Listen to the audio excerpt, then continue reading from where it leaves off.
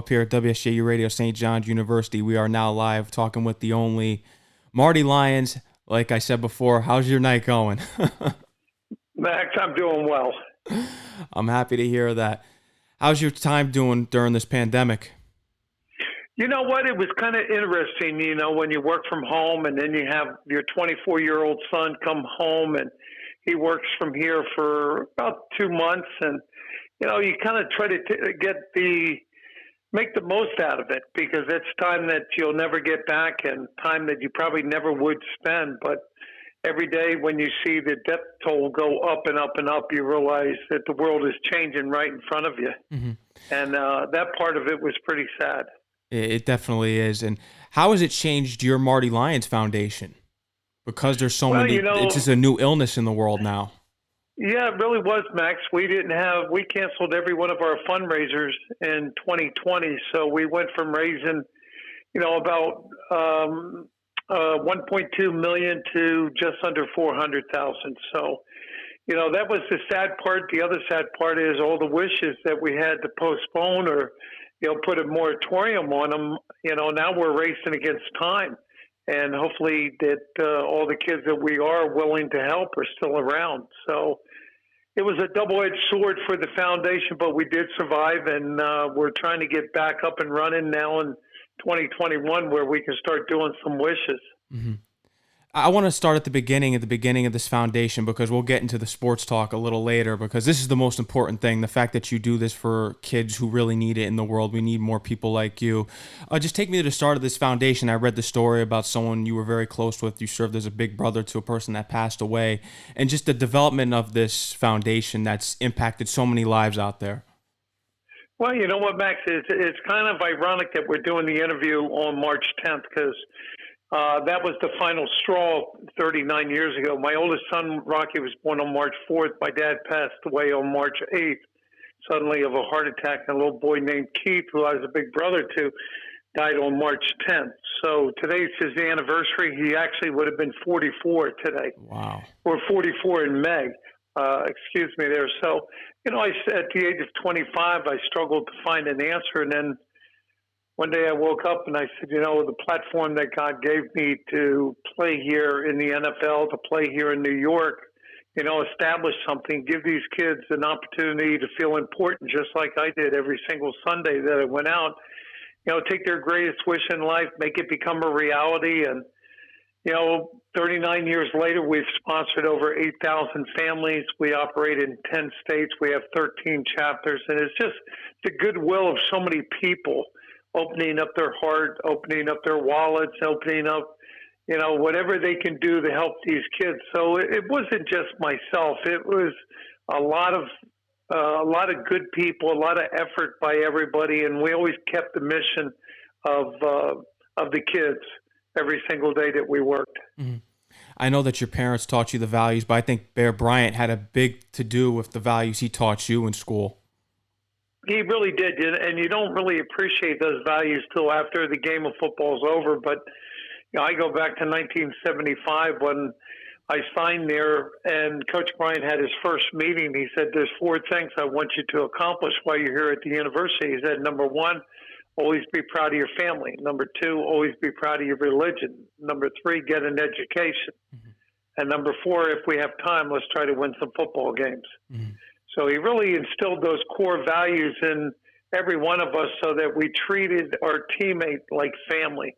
And we had he made us realize that every single day of your life, you're going to have to rely on faith because a lot of things happen in this world that you can't go to a book and find an answer. You got to have that internal faith that God has a plan. And maybe it's not perfect with your plan, so you have to just adjust all the time. And the third thing is continue to educate yourself, not just educating yourself on particular subjects, but educate yourself on people, educate yourself on what they need, how to treat them, how to respect them. And with those core values, you can always be successful. Everyone that's listening right now, please go check out MartyLyonsFoundation.org. The main thing is, how can people get involved? Because as a college kid myself, I would love to give back someday once I'm in the financial place where I can. Well, the first thing, Max, I think that you could do is go to the MartyLyonsFoundation.org. go to our website, read up about the foundation. Mm-hmm. We do have a young group called the Young Professionals. Most of those individuals range from the age of 25 to 35, just starting off in their career. And, I've always felt that if you want somebody to learn how to give and you want somebody to learn how to be kind, you have to be a good example. Mm-hmm. And that's what we try to do through the foundation. The young professionals have been a tremendous boost. Matter of fact, we're right now in the process of evaluating quite a few of the young professionals, and we're going to bring them on the national board just so we can get energized, just so we can get, up to date. My way of raising money is not the same as theirs, and they're very successful at raising money. Mm-hmm. So the more money we raise, the more kids that we can help, and that's our ultimate goal. Mm-hmm. That's the most important thing. And what did it mean to you in 1990 when the Jets created the Marty Lyons Award? Well, I've been very fortunate and blessed and humbled to be with the Jets since 1979 on some capacity, and for them to have an award that they give out to one of their players every year in recognition of their community service means that they respect me and they respect the work that I've been able to do underneath the umbrella of the New York Jets. I came as a Jet in 1979, and 42 years later, 43 years later, I'm still involved. I've been doing the radio now 21 years, Yep. and I'm just very fortunate and blessed that they had the same respect for me that I had for them. Mm-hmm. And that award is still given out today. You won the Walter Payton Man of the Year in 1984. You've done a lot with community service, but now getting into the sports talk, it's amazing the story how you kept your promise to Bear Bryant after all those years and going back and completing your degree. Such an amazing story. Well, you know what, Max? I kept telling my kids, and I have 4. 2 are doctors, one's a school teacher, and one's an aerospace engineer. I kept telling them that, I made this promise to Coach Bryant in 1979 because I went and played in 2 All-Star games. When I came back, I was so far behind in classes, I just decided to drop out and get ready for the NFL. And the first person I had to tell was Coach Bryant. He wasn't happy, but he stood up, he shook my hand, and he said, "Marty, promise me one thing. You'll come back to the university and you'll get your degree." Well, you go into the NFL and you play 12 years, and then you start a family, and then all of a sudden things started happening, and 12 years go to 20 years, and 20 years go to 30 years, and my kids finally said, "Hey, you know what? You got to do it." Yeah. And there was only 2 people in the room that day, and it was Coach Bryant and myself, and I have so much respect for Coach Bryant, and he did so much for me, not just on the field, but off the field. I had to go back, and I'm proud to say that with a lot of help from all the professors down at the University of Alabama, with the support of my family, it only took me 41 years to do it, Mm-hmm. but I got it done. Mm-hmm. And you serve as an inspiration in that way, too, with the fact that you went after so many years and still were able to get your degree. Have you had any discussions with Joe Namath? I'm sure you have, because you're both out of Alabama, about Bear Bryant, because I'm sure he served as a great mentor to Namath. Well, you know what? I think that we all have that common bond, and I'm very fortunate to have a bond with, Joe Namath.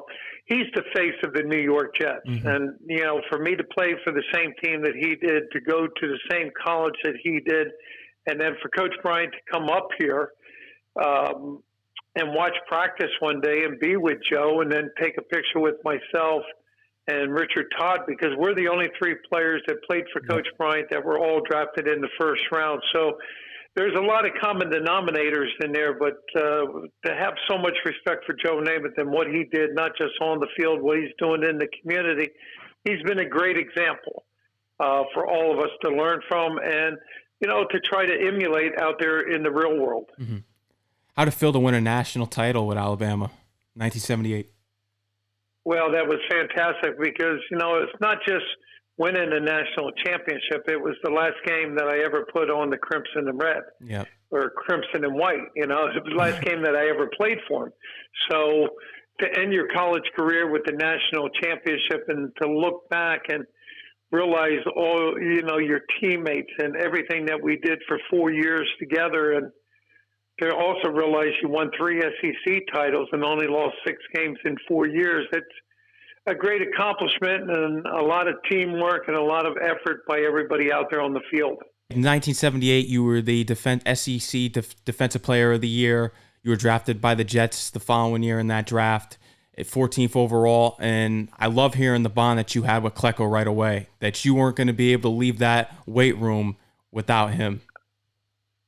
Yeah, Joe took me underneath his wing right away, and he actually said, you know what, I don't know how long you're going to play here, but I know one thing, I have to play alongside of you for as long as you're here. And he goes, you need to get stronger. You need to do this. You need to do that. And he said, from now on, you don't leave the complex until I leave the complex. And you know what's amazing about that, Max, is, 42 years later, that friendship still exists. Mm-hmm. So the bond that you can build with your teammates out there on the football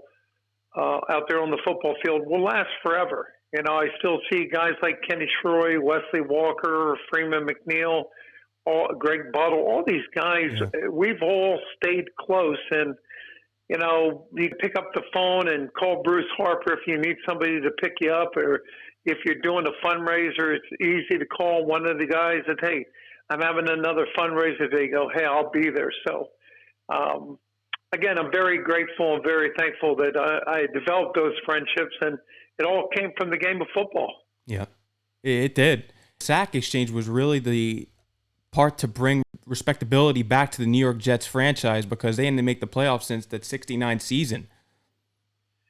Well, the thing about the sack exchange, we had two guys that could get to the quarterback on the edge. You had Mark Gastineau and you had Joe Klecko. And if you're the opposing team, you can't double team both of them. So whichever guy wasn't double team, he was going to get to the quarterback. Yep. And it's interesting that, pro kids came to Joe Klecko and said, hey, you know what? I want to sign you and Mark to a contract, and, we'll develop the sack exchange. And Joe said, well, if you're going to do that, you really have to include Abdul or Marty, because it's the front four, not just the two of us. So that was an exciting time that, we were able to, it wasn't one of those things, hey, how many times are you going to get to the quarterback? We were going to get there quite a bit.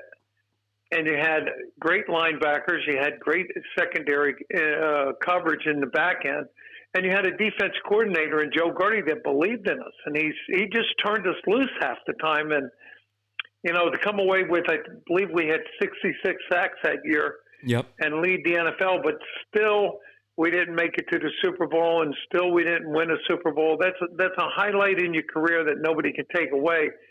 But, when you leave the NFL and you don't have that ring, you kind of missing something. There's a void in your life. Mm-hmm. And in 82, you went to the game in the championship game, which was against the Dolphins, the Mud Bowl, and you guys came up short due to a interception with A.J. Dewey, Richard Todd. What was going through especially the whole defense's mind when that happened? Well, we had a bad day. Richard had a bad day, and he would admit that. He had quite a few turnovers, but, if your quarterback turns the ball over, your defense has to play solid, and we didn't. We gave up another touchdown. So, you lose 14-0, and I can remember being in the locker room, and Mr. Hess came in there, and Walt Michaels came in there, and everybody said, hey, don't worry, we'll get them next year. And for me, that next year never came. Mm-hmm. And for a lot of players that were in that locker room, it never came. So I think that's one thing that I try to tell the players that are playing today is take advantage of every opportunity that you have. Make the most of it. Treasure it. Because you never know if you're ever going to be back in that situation again. Mm-hmm. Well, we thought that the Sanchez years, we were going to be back again after those first two back-to-back AFC championships, and we never were. We haven't been to the playoffs since that time. Yeah, well, hopefully that changed. Yeah. I think Coach Saleh is going to bring in energy. I think that energy is going to be contagious. I think with free agency, you got to bring in, some help for either Sam Darnold or if there's another quarterback back there. It's not just one piece to the puzzle that the Jets are missing. They're missing a couple pieces, but I think the energy level, that they've been lacking maybe the last 2 years, underneath Adam Gase. I think that's going to change, and I think that's going to be converted into wins. I read an amazing tweet the other day that if Jet fans can get through the Adam Gase era, they can get through anything, and I believe that there are bright times ahead. Well, you know what, the Jet fans have been through a lot of those. You know, if you go back to, when they struggled when Richie Kotite was here. You know, Richie was a good coach, but his team didn't go out and perform well. Nope. And, as a result, it's always in a rebuild mode, rebuild.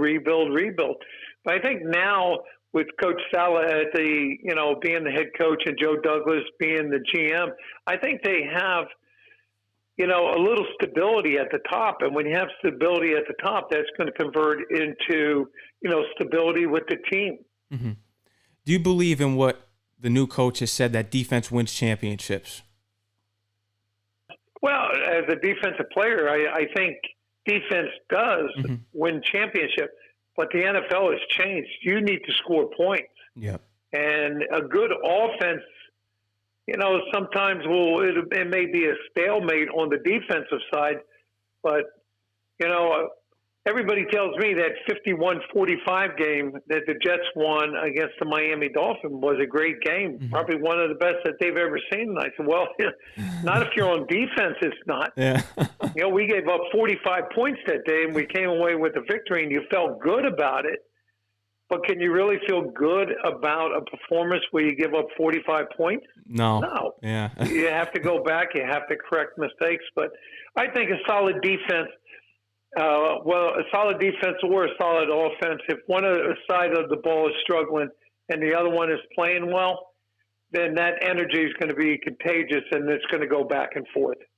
An area that I think that isn't spoken about enough with the Jets is the special teams. Special teams, it sets you up where you can play on the field. That's probably more important than the other two parts of the team, because it's all about where your position is on the field. I think Coach Parcells once said that's the hidden yardage. Yep. That nobody ever can calculate. You don't see a lot of kickoff returns now because they move the ball up and people are just going to take a knee and take the ball at the 25-yard line. Punt returns, though, that's the hidden yards. If you can, field it and then return it, 10, 15 yards, that creates a great field position for your offense. So, that's the hidden yards, but you don't want to give up with the extra points being moved back, you don't want to miss an extra point. You don't want to miss a field goal because then your offense is always chasing points, and toward the end of the game, it seems to catch up to you. Mm-hmm. What was it like getting invited to the New York Stock Exchange? Oh, that was exciting, Max. You know what? Everybody, stopped on the floor. They weren't trading. And, that day was something special for us. And, again, you can look at the pictures and remember the moments and you go, wow, that was special in my life. And, it was just good to share it with, Mark and Joe and Abdul and, be a part of history and be a part of the New York Jets history, because a lot of people look back on that time and say, well, you know what, you guys didn't make it to the Super Bowl, but you guys were special. Mm-hmm. And indeed you were. There's an interesting game that I've watched on YouTube clips of is a 1983 game against the Rams when a brawl broke out after Gastineau sacked the Rams quarterback at that time. Well, you know what? We always defended one another out there on the football field. And I believe Mark got around Jackie Slater, hit the quarterback, and then started to celebrate with his dance. And Jackie Slater didn't like it, so he hit Mark. And then I was in position to defend Mark, so I hit Jackie Slater. Next thing you know, a fight breaks out. And, on Monday, all you had to do was wait and see what Pete Rozelle or Paul Tagliabue, I think it was Pete at the time, was going to find you. Back then, you got fined $500, $1,000. That was a lot of money to us. Yeah, and now it's astronomical now how much you get fined. An interesting story is in 1983, December 10th, 34-7, that you guys lost, which was the last game at Shea Stadium for you guys. You guys played against the Pittsburgh Steelers. It was also Terry Bradshaw's last game. He re-injured his elbow. Franco Harris was gone after that year as well, playing for the Seattle Seahawks. Yeah, you know what? Growing up, watching Terry Bradshaw play in the 70s, and then all of a sudden you get drafted and you're on the same field with them, your eyes are wide open. And that's the first thing that you have to adjust if you're a rookie and you're coming in. You're looking at these guys that, have been in the league for a long time. Yep. And you get a chance to line up against them, and your mentality has to be, well, if I wasn't as good as them, I wouldn't be on the field, number one. And number two, they're only going to be as good as I let them. And that's the mentality that you have to go into every single game. And some games you'll have a good game and some you won't.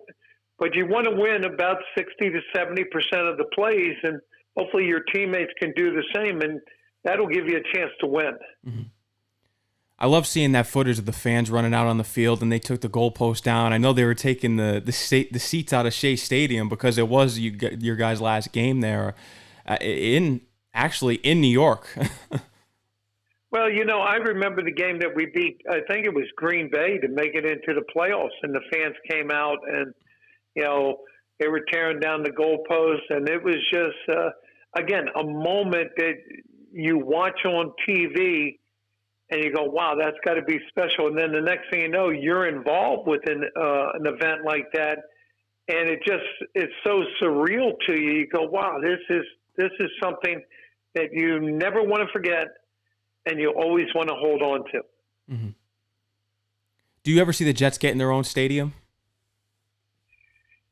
You know what, Max? I hope one day that they do, but I don't see it. Yeah. Not in any time soon. If they had a chance to try to do that West Side Highway and that didn't work out, then they were going to go back over and probably build another stadium, close to Shea Stadium over in Flushing. That didn't work out. And, to go into a partnership with the Giants and build, MetLife Stadium, I think that's their home. But you know what? People say, well, you don't have a home field advantage. Well, you have a home field advantage if you win. Mm-hmm. When you win, it doesn't matter where you play. Every field is your field. And that's the attitude that the players have to start adapting to, that, we're going to make this our home field. We're going to make it hard for other teams to come in. And the only way to do that is to win. Mm-hmm. And this year was kind of tough, no fans. Yep. And I felt sorry, every Sunday if it was a home game, you go into the parking lot, there's no tailgating, you did the protocol to get in the stadium. You went up to the suite, and you know what? You look down there and the players are warming up, then they come out and there's no fans. It was difficult.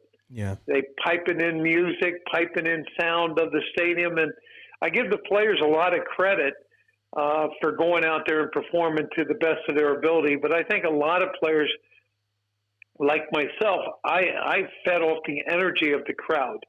So I don't know how I would have performed in an environment like this past season. Mm-hmm. I don't know how you would have either, because you see those old clips. You guys were going nuts when you sacked someone. And speaking of sacking quarterbacks, who was that one quarterback that you guys loved getting after? Well, you know what? It was hard to get after Dan Marino. Mm-hmm. And you just look at the guys here in the AFC East. To sack Jim Kelly could, he's in the Hall of Fame as a quarterback, but I truly believe if he was a strong safety or a linebacker, he had that type of mentality. He didn't like to get hit. Mm-hmm. And when you hit him and if you laid on him a little bit too long, he was going to get you off him. Yeah. And then every now and then we had a chance to play the Giants, and Phil Simms was the same way. Same type of mentality. He was tougher than nails, but it was nice to get back there and hit Phil and then reach down and try to help him up, because you know what? He always had a couple words for you. But, I think any quarterback that you had an opportunity to sack, you felt good because it gave your team a better chance to win. Mm-hmm. I want to hear about your process of becoming a radio analyst after you retired, because that's something interesting. You look at these retired players and how they get into the broadcasting field. What was your journey? Well, my journey started off with college games right after I retired in right after the 90 season. So February of 91, I retired. I started doing college games like Hofstra, Fordham, Stony Brook, Georgetown. not a lot of money, but it kept me visible, it kept me out there. And then from there, I had an opportunity to co-host the Jet Journal TV show, in-house TV show. And then from there, I get an opportunity to do the Jets radio. I think that if anybody's going into broadcasting, number one, you have to have your own style. Number two, you have to be willing to take criticism. And number three, you have to be willing to work your way up the ladder. Yep. I mean, 20 years ago, I did ESPN International, and I drove all the way to Bristol every Sunday night and sat in a soundproof closet, and we broadcast overseas. And, and who would have thought that, in 2020, we would have been doing the same thing in the NFL. So that experience that I got up there for ESPN for a year and a half, I didn't make any money. I actually probably lost money. But it was the experience that I needed. I needed to get it on my resume. I needed to feel that I could do it. And just like I tell so many people, it's not about the money you're making now. It's about the experience. It's about building a resume and doing things that will open up other doors in the future, and have a plan. And sometimes that plan gets disrupted by adversity, but be a strong enough person to pick yourself up, to try again. Don't let anybody tell you can't do it. Be determined. Use that. If somebody tells you you can't do it, just use that as motivation to show them they're wrong. Mm-hmm. It's like that old advice. saying: if you think you can, you're probably right. If you think you can't, you're probably right also. Yeah. That is the best advice that you could give. 2013, it was probably a very emotional moment for you, and a moment you'll never forget, the 2013 Ring of Honor in which you were inducted in the New York Jets. Well, again, I went into the Ring of Honor carrying all my teammates on my back, because I didn't go in there by myself. Mm-hmm.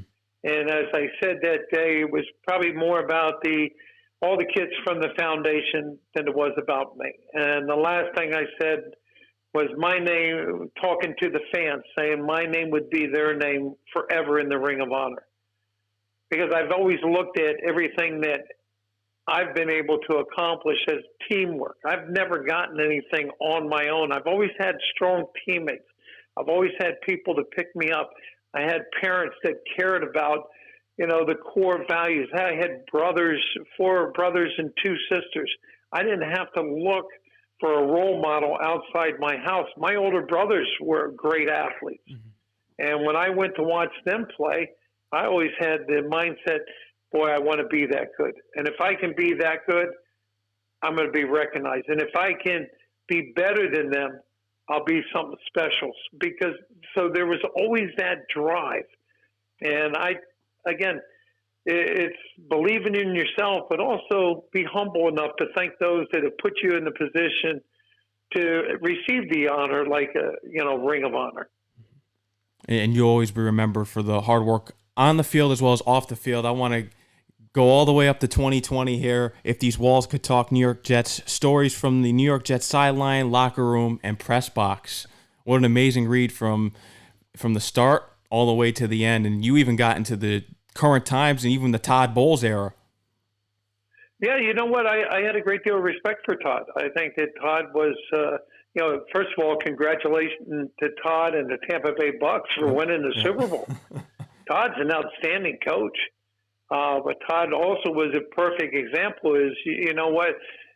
Even though these players are millionaires and they're playing a game that they love, sometimes if you don't have discipline, they take advantage of the head coach. And I truly believe that that's what happened with Todd Bowles. It's not that he didn't know how to coach. You're a professional athlete. You have to hold yourself accountable for your actions. You got to hold yourself accountable for being in the meetings and being on time. You don't need a coach to tell you, what you got to do, how you got to do it, and be a police officer. And, I felt sorry for Todd when he ended up getting, released. But, that's the name of the game. There's 2 types of coaches in the NFL, those that have been fired and those that will be fired. Mm-hmm. Nobody's going to last forever unless you continue to win. Yep. And then you have a whole other coach like Adam Gase. Oh, boy. Well, you know what? I do respect Adam Gase. I think that when you look back at it, he might have been better off after he got fired from Miami, just taking a year off.